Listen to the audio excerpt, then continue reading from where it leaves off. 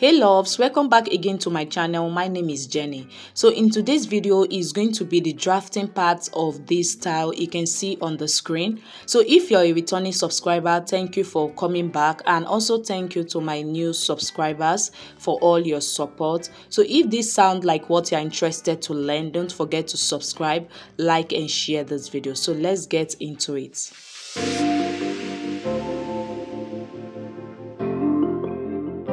Welcome again, soulmates. So the first thing I did is to draft out a basic body pattern. So this is it. I have it right here. So if you don't know how to draft a basic body pattern, please go and check the video on my channel. I explained well and I gave a lot of details on how to draft this, and it is beginners friendly. So for those of you that would like me to still explain what I did on this basic block, I'm going to be giving a brief explanation of what I did. So the first thing I did is to get the neck width. So for the neck width, it depends on the shoulder measurement you are working with. So for me, I'm going to be making use of 3 inches for the neck width. Coming to the front neck depth, I marked out 3.5 inches for the front neck depth. Still placing my tape right there, I came down by 10 inches for my bust point and 16.5 inches for my half length. On that shoulder part, to get my shoulder slope, I came down by ½ inch. Then from that ½ inch, I measured out my armhole length. Then that armhole length is going to serve as the chest line. I went ahead to divide my bust measurement by 4.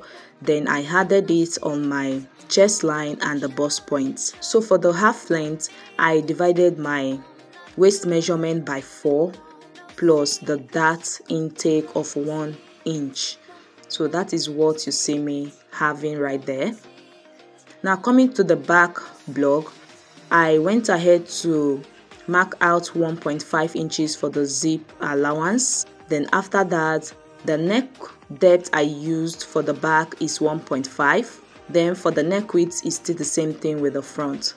Now coming to the half length of the back is going to be the same thing with that of the front, because the front is not having a bust dart. So if you are having a bust dart, you are going to go ahead and take it out at the back area. So if you don't understand this bust dart of a thing, you can check my other videos where I talked more about it. So coming to the neck depth, just go in by ½ inch.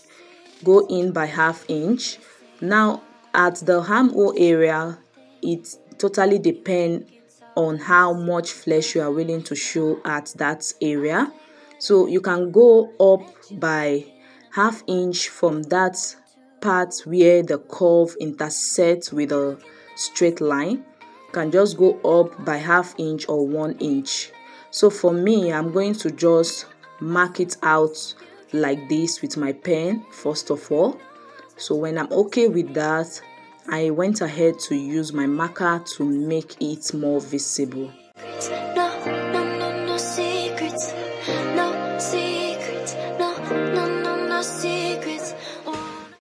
So you can see what I'm doing. So after that, I took it all the way to the back like this. So make sure the armhole of the back and the armhole of the front are of the same length, that is, they matched up together. So after doing this, just go ahead and cut this out. So just watch closely the way I'm cutting it out so that you can cut yours without making any mistake. So as we all know, this style does not have anything like yoke, so it's not going to have a yoke. It's an halter neckline.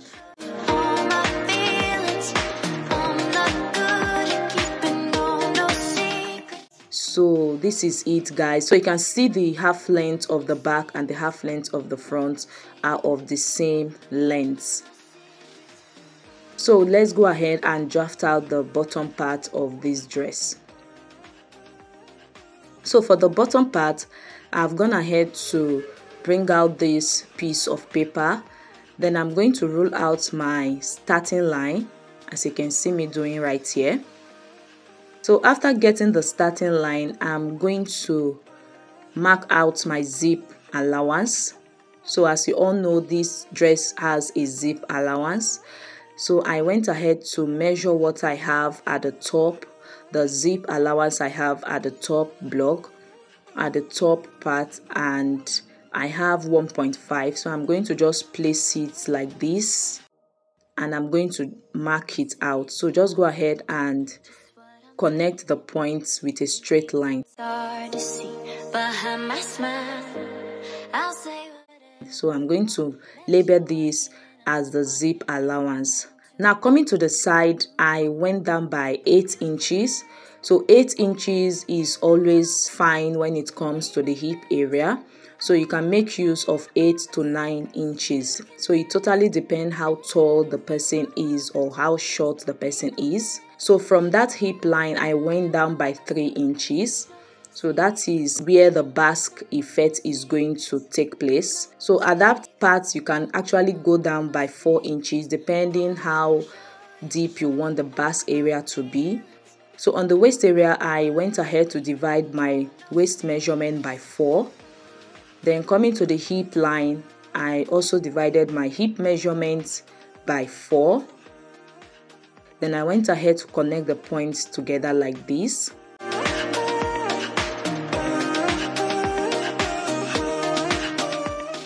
So from the waistline, I'm going to come down by 5.5 inches. So that is how low I want this to be. So at this part, you can actually mark this with a straight line like this. Just connect with a straight line. But I want this part to have a little bit of curve. So I'm going to be using this part of my pattern master to curve it out this way. So after that, you can see what we are having right here. So this is the back block, right? But I'm going to also use it to cut out the front piece. I'm going to use this to cut out the front piece. So what I'm going to do is to come down from the waistline by ½ inch. So I'm going to just curve it in like this. So this is going to be for the front piece. So this is going to be for the front piece. So to use this same pattern to cut out the front, what I'm going to do is to just fold in the zip allowance. So we all know the difference between the front and the back is always the zip allowance, and that ½ inch I came down at the waist area. So after that, I'm going to just cut this out. You think it's hard to see behind my smile. I'll say whatever you want, let you walk in my heart if you want. And I'm going to label this as no seam allowance. So you can notice that there is no seam allowance on this pattern. So after that, I'm going to cut out this excess. So for that curve I have right there, I'm not going to cut it out now. I'm going to cut this on my main fabric. Then after cutting the back piece on my fabric, I'm going to fold in the zip area and cut off that curve part at the waist area. So guys, after drafting, these are the patterns you can see. So this is how it's going to be. You can see. So you can see that the bottom part does not have a dart. So I've not included a dart at the bottom part. So that is why you can see the little difference between the bottom part and the top part. So but when I close up the dart now, you can see that they both matched up together. So when I'm cutting this on my main fabric, I'm going to include the seam allowance and also the dart allowance. So thank you guys for stopping by. So if you find this video helpful, please don't forget to subscribe, like and share this video. See you in the stitching part of this tutorial. Bye.